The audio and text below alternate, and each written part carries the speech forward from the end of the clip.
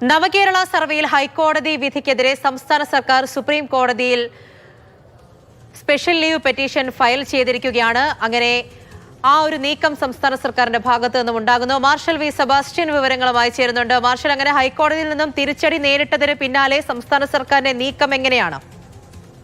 ഇതിനകത്ത് പ്രധാനമായിട്ടും സുപ്രീം കോടതിയെ സർക്കാർ സമീപിക്കാനുണ്ടായിട്ടുള്ള സാഹചര്യം വളരെ ശ്രദ്ധേയമാണ്.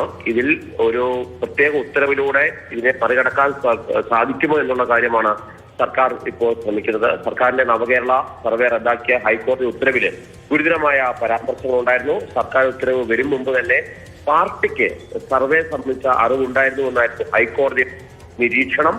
സർക്കാർ ഉത്തരവ് പുറപ്പെടുവിക്കുന്നതിന് മുമ്പ് തന്നെ പാർട്ടി സെക്രട്ടറി കേഡർമാർക്ക് കത്ത് നൽകിയതായിട്ടും കണ്ടെത്തിയിരുന്നു. എന്ന് മാത്രമല്ല, ഇന്ന് പുറത്തു വന്നിട്ടുള്ള ഒരു ഓഡിയോയ്ക്കകത്ത് മുഖ്യമന്ത്രി പിണറായി വിജയൻ ഈ സർവേക്ക് പോകുന്ന ആളുകളോട് തുടർ സർക്കാരിന് വേണ്ടിയുള്ള പ്രവർത്തനം ഉണ്ടാകണം എന്നുള്ള രീതിയിലേക്കുള്ള പരാമർശങ്ങൾ നടത്തി എന്നുള്ള വാർത്തയും വന്നിരുന്നു. അതുകൊണ്ട് തന്നെ സ്വാഭാവികമായിട്ടും ദുരന്ത നിവാരണത്തിന് രൂപീകരിച്ച സമൂഹ സേന പോർട്ടൽ ഇതിനായിട്ട് ഉപയോഗിച്ചു എന്നുള്ള ഒരു കണ്ടെത്തലുണ്ട്. സ്വാഭാവികമായിട്ടും ഇത്തരം ഗുരുതരമായ വീഴ്ചകൾ ഉണ്ടാകുന്ന സാഹചര്യത്തെ ചൂണ്ടിക്കാട്ടിക്കൊണ്ടാണ് ഹൈക്കോടതി ഇതിനെ നിരീക്ഷിച്ചത്. നിയമസഭയുടെ മുൻകൂർ അനുമതിയില്ലാതെ തുക വകമാറ്റുന്നതും അധിക തുക ചെലവാക്കുന്നതും ഭരണഘടനാ വിരുദ്ധമാണെന്ന് കോടതി ചൂണ്ടിക്കാട്ടിയിരിക്കുന്നു. ഏറ്റവും പ്രധാനപ്പെട്ട ഹൈക്കോടതി നിരീക്ഷണം എന്ന് പറയുന്നത് നേരത്തെ പറഞ്ഞ നിയമസഭയുടെ മുൻകൂട്ടി അനുമതിയില്ലാതെ തുക വകമാറ്റുന്നതാണ്.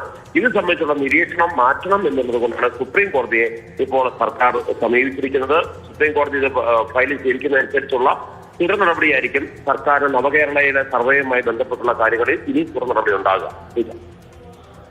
ശരി, അങ്ങനെ സർക്കാർ സുപ്രീം കോടതിയിലേക്ക് എത്തുകയാണ്. കഴിഞ്ഞ ദിവസം തന്നെ ഹൈക്കോടതിയിൽ നിന്നും നേരിട്ടുള്ള തിരിച്ചടി, അതിനുശേഷം ഇന്ന് വരെ വന്ന പ്രധാനപ്പെട്ട വിവരങ്ങളൊക്കെ തന്നെയും ഈ സർവേയുമായി ബന്ധപ്പെട്ട് മുന്നിൽ നിൽപ്പുണ്ട്. അപ്പോൾ അതിനിടയിലാണ് ഒരു തിരിച്ചടിക്ക് പിന്നാലെ തന്നെ നവകേരള സർവേയിൽ ഹൈക്കോടതി വിധിക്കെതിരെ ഇപ്പോൾ സംസ്ഥാന സർക്കാർ സുപ്രീം കോടതിയിലേക്ക് നീങ്ങിയിരിക്കുന്നത്. മാർഷൽ വി സെബാസ്റ്റ്യനാണ് വിവരങ്ങൾ നൽകിയത്.